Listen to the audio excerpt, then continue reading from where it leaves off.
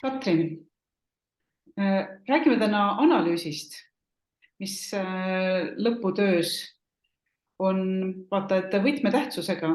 Mina olen aru saanud, et kõrgharidust antaksegi analüüsioskuse eest. Kõik muu on nii-öelda sissejuhatus või eeltöö sellele analüüsile. Mida sina analüüsist arvad?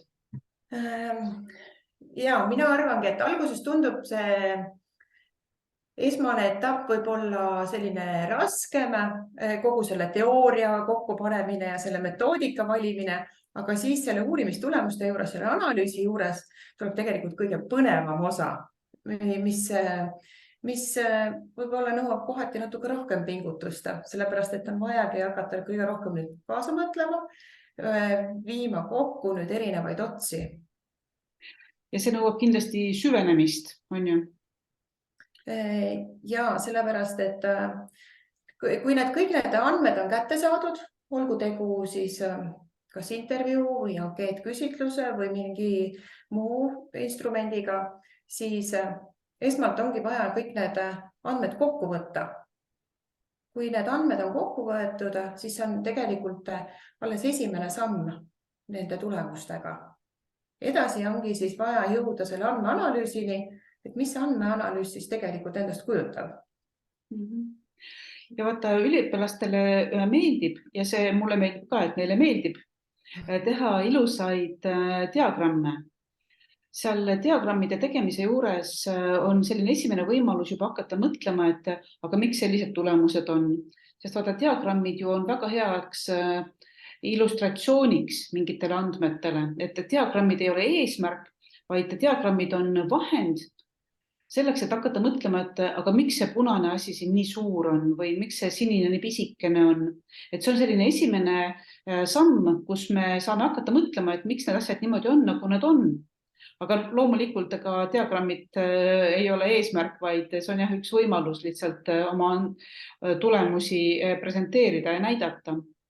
Aga siis, kui tulemustest on ülevaade tehtud ja mingisugune oma ettekujutus peas on olemas, et siis tegelikult hakkab see analüüsi osa.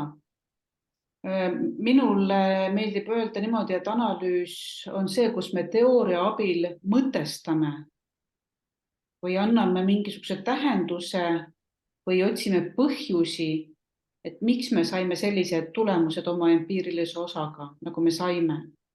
On ju? Nagu sa ütlesid, et erinevad need diagrammid, need on tegelikult ka mitte ainult olulised oma teema visualiseerimiseks, vaid ka tegelikult iseenda jaoks. Kui teha näiteks tulpdiagrammi, siis on hea juba kohe need tulemused järjestada.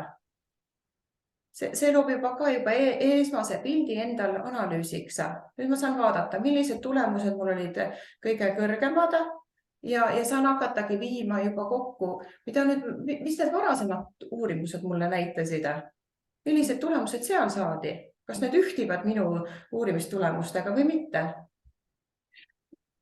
Et ei jääks mulje, et peab olema selline diagramm, mida saab teha tegelikult ainult kvantitatiivse töö puhul, siis mingis mõttes võib isegi mängida ka näiteks sõnapilvega, on ju?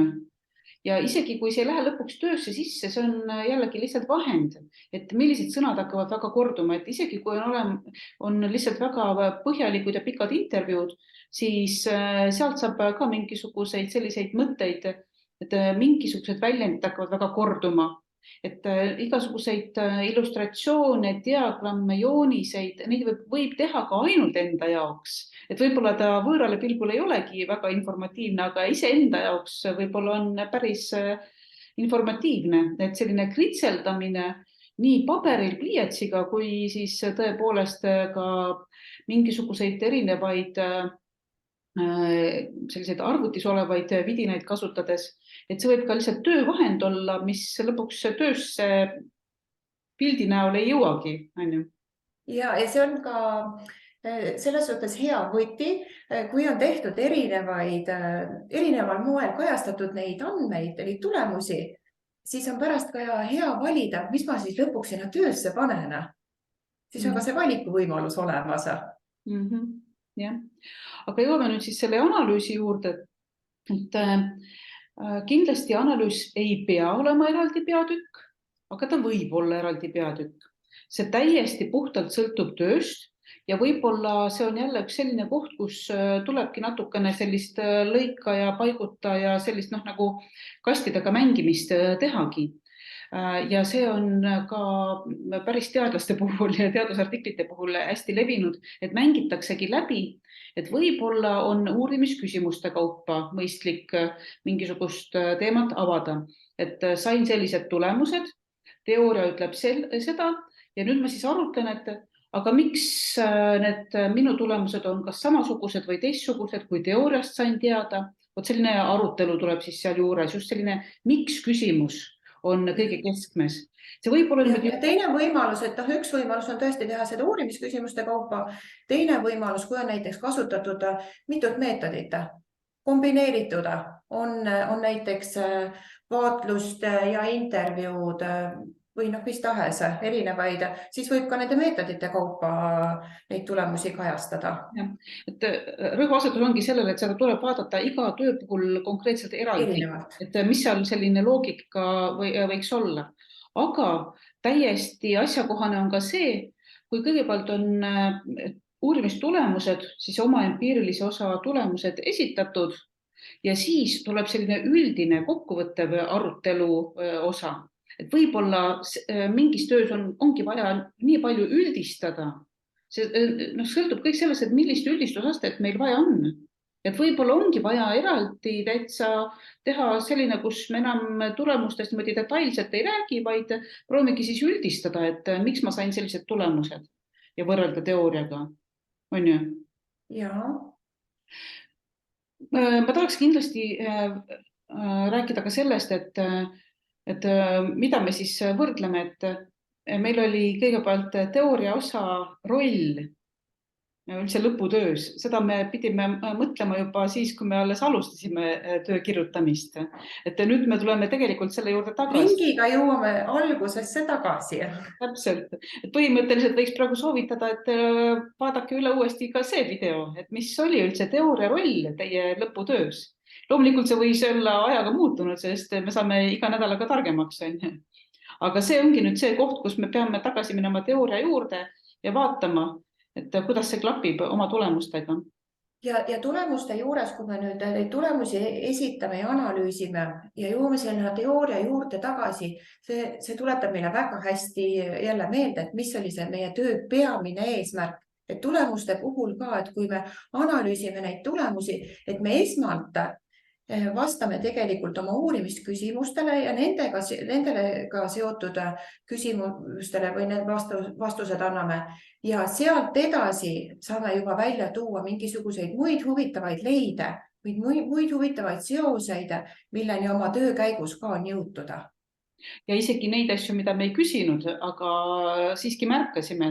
Ja, et mis on tegelikult väärivad ära märkimist. Aga nende osakaal ei tohi minna liiga suureks, et see raskuskese jääks ikka sinna oma teema juurde. Ja, et mida me tegelikult saavutada tahtsime.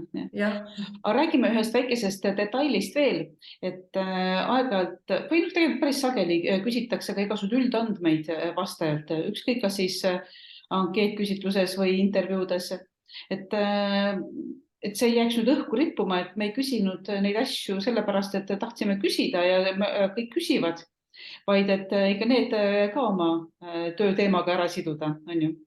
Ja, et oluline on väga selgelt läbi mõelda, milliseid üldandmeid mul üldse vaja on. Kas mul on mõtet seda valimit kirjeldada hästi üksipulki kõikvõimalikke küsimusi kasutades? Või on ikka mõistlik läbi mõelda, mida mul tegelikult töö jaoks vaja on? Milliseid üldandmeid? Ja üks eesmärk on kirjeldada seda valimit, aga teisest küljest me saamegi analüüsis neid üldandmeid ära kasutada. Vaadatagi, kas tuleb mingisuguseid erisusi välja, vaadates näiteks, oletame, uuritud on õpetajaid, lasteaiaõpetajaid, sõltuvalt nende haridusest. või sõltuvalt nende tööstaažist. jah.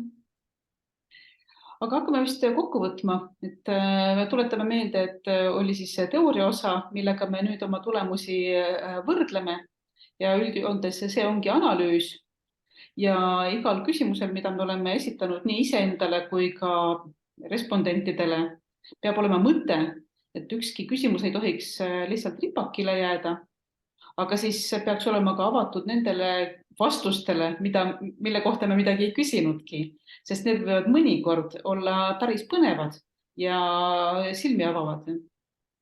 Ja lõplik eesmärk on vastata meil peamistele uurimisküsimustele.